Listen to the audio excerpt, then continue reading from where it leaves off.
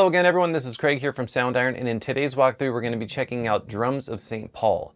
Drums of St. Paul was recorded in the massive sanctuary hall at the historic St. Paul's Church in San Francisco. Here's where we've recorded our Requiem Light Symphonic Choir, alpha organ, and many others. This powerful drum library captures a variety of kick, snare, and tom articulations from 3 different microphone positions for a crisp and lush natural reverb, perfect for when you need that epic drum sound. For Drums of St. Paul, we wanted to capture these drums with maximum clarity and presence and with a wide stereo image. And for these drums, we also recorded them with 13 velocity layers and 16 round robin. For this library, we also included 20 uniquely sound designed ambiances and sustaining pads and custom effects presets. So without further ado, let's dive in and start checking out all the sounds and features within Drums of St. Paul.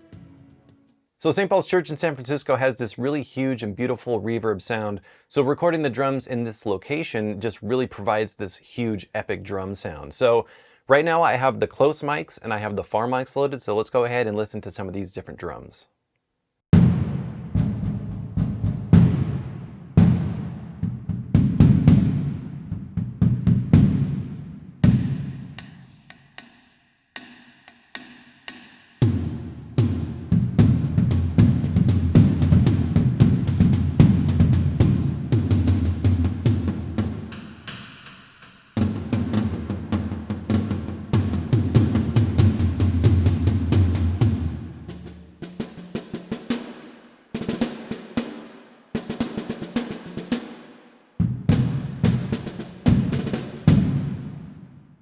So you can hear by combining those close mics and the far mics, it really adds that huge epic reverb sound, and it's all natural because that's just the way it sounds in St. Paul's. So let's go ahead and listen to just the close mics. I'm going to go ahead and turn off these far mics. Now let's go ahead and listen to these again.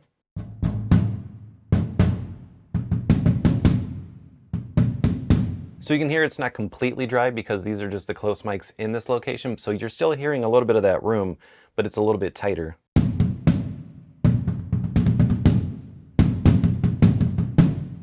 And then if you want to make these drums a little bit more tighter, you can always play around with the release as well. So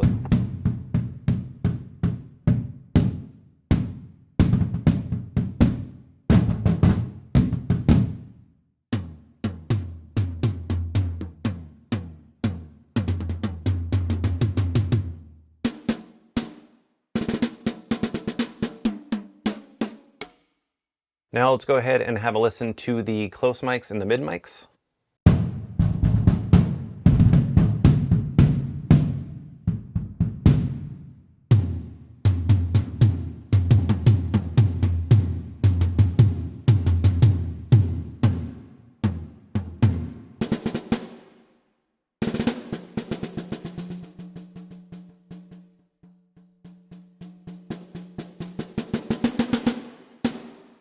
So since we recorded it with 13 velocity layers and 16 round robins, it really helps with providing that realistic sound, especially when you're doing stuff like snare rolls.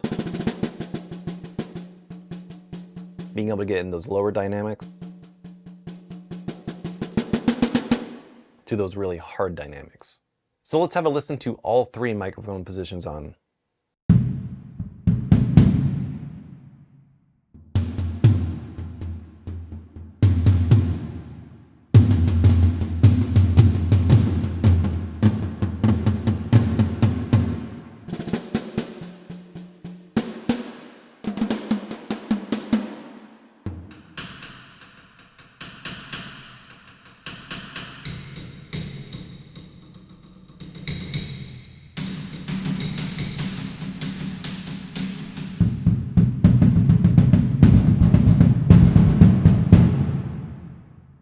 So if you click this drop down right here, you'll see that you have the full ensemble, which has all the drums laid out for you, which makes it really easy for programming, just having all of them at your fingertips.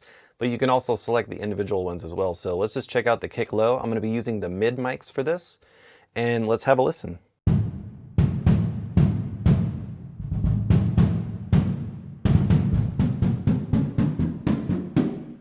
So right now you're hearing it with the pitch tuned. So if you want to remove that and just have it to where it's that same hit across the entire key range, just go over here to the pitch, use this drop down, and then set untuned. So that way you can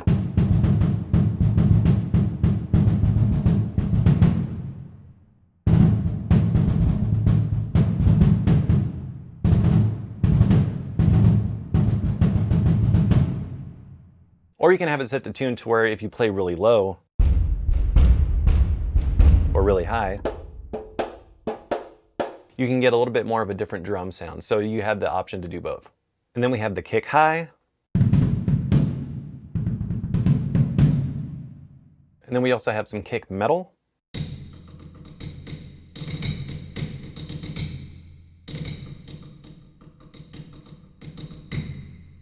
So if you want to take these drums and spread out the stereo image a little bit more, you can go over here to this width knob, and this will just widen out the sound.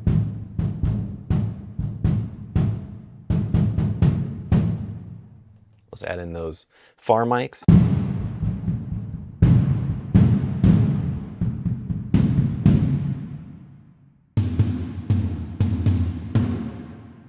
And then if you want to take the far mics and spread them out a little bit more as well, you can do that.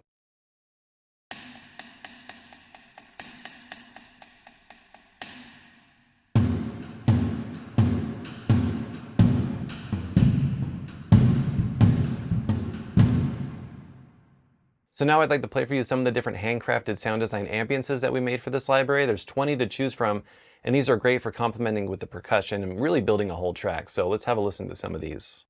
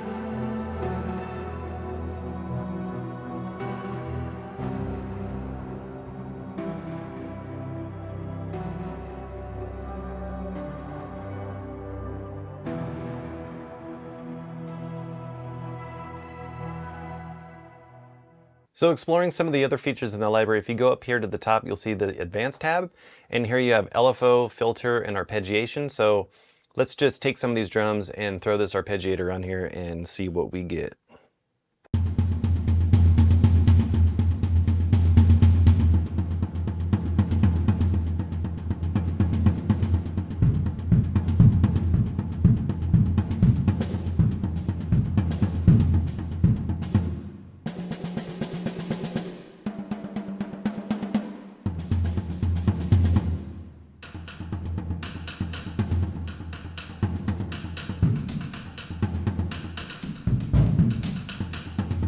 So with each of these layers, you could have your own arpeggiated rhythm. So now that we have one for this one, let's go over here to mic 1 and let's find one that works for this.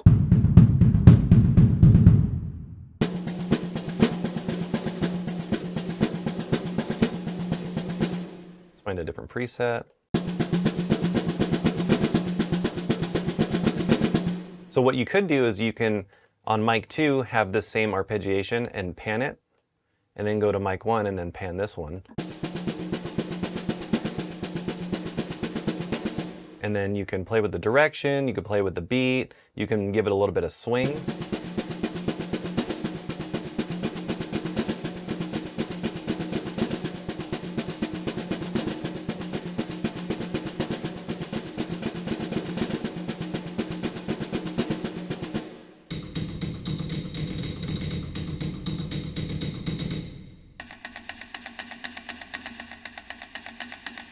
So you can hear by incorporating a little bit of that swing and randomization, it doesn't necessarily sound like two different players playing exactly at the same time, so it gives it a little bit more of a swing feel.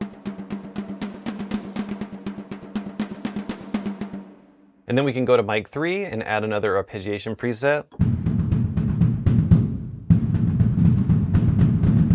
Let's find another preset.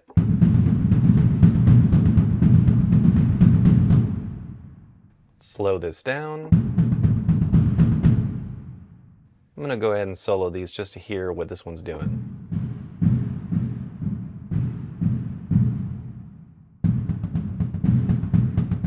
And then if you want to have different drums for each one as well, we can do that. So let's go for mic 3 and let's set this to kick low. I'm going to make sure this is untuned. So we just have that driving kick. Now for mic 1, I'm going to set this to snare, and then for mic 2, I'm going to set this to snare as well, because I just want a big kick and some snare rhythms going on. So let's do that.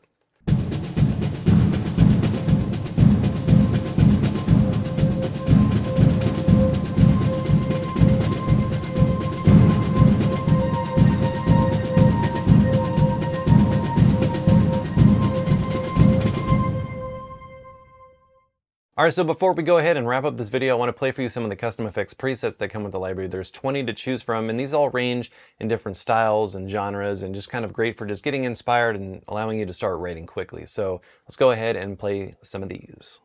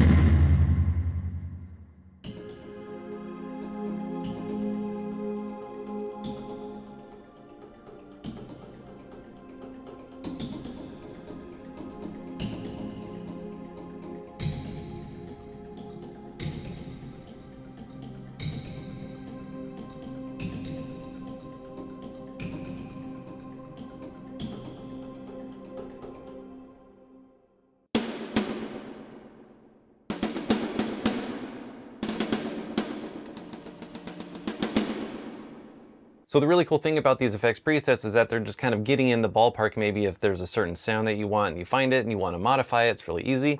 So for this, let's say you don't want to use the rim shot. We can click this drop down and just use the regular snare on. And then you can save that or tweak it. And then also make sure to check out the effects rack over here, which has a bunch of different effects that are loaded. So you can play around with these as well, take some out, add your own, whichever ones that you want to use. So if you're wanting to maybe use just more of a reverb and not a delay, you can go ahead and change that here.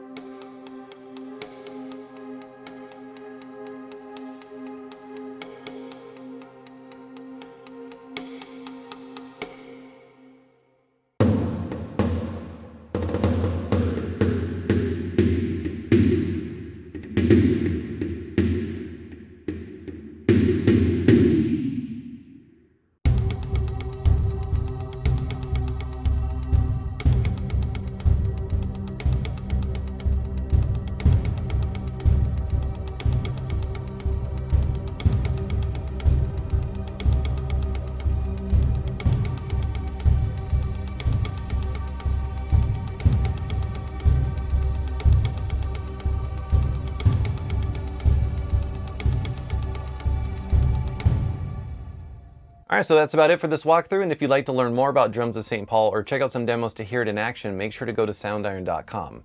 Please subscribe to our YouTube channel to stay up to date on future videos like these, and until next time, thank you so much for watching, and we'll see you in the next one. Take care.